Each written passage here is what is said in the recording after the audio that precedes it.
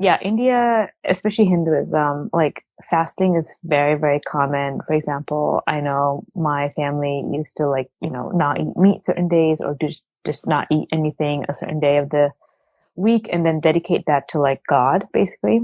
And I think that's totally fine if if you're religious and you believe, you're sacrificing food and fasting for God. That's like totally cool.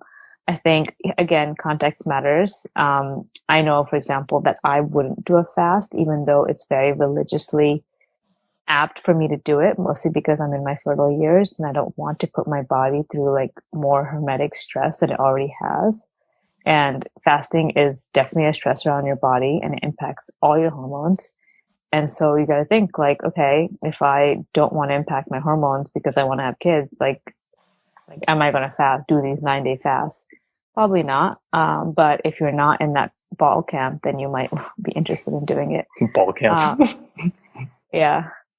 Do you think that that intermittent fasting in this context was possibly introduced as a population control measure? And I say that I'm not saying to limit procreation. I'm saying, if you are managing a society with limited resources, there's a few different ways you can maintain your position at the top of a hierarchy without expanding the amount of resources that the people below you have access to.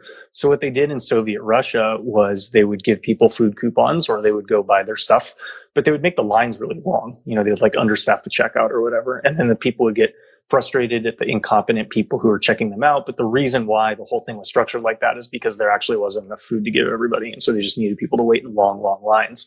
The same thing is true if you're a CFO at a large corporation, where you probably have a decent amount of people who are worthy of being promoted, but you don't have enough money to pay everybody what their market value might be were they to get an offer from a third party. So what you want to do is to create an extended review and promotional process to make a process that could be 6 months long last 2 years. And then if you can do that, then you're able to manage resource capital in this case a little bit more effectively. And so whenever I see these like resource limiting experiences becoming accepted by people outside of the ruling class within a society, I instantly think, is there some sort of social control going on? I don't know. I don't think it's social control in this case. I think it's more just coming back to sort of how Hinduism views, prioritizes being selfless and really being able to control your mind and meditation and all that. And fasting is just a way. It's really difficult to fast for X number of days, right? So you learn how to control your mind, control your reactions, and not let them control you.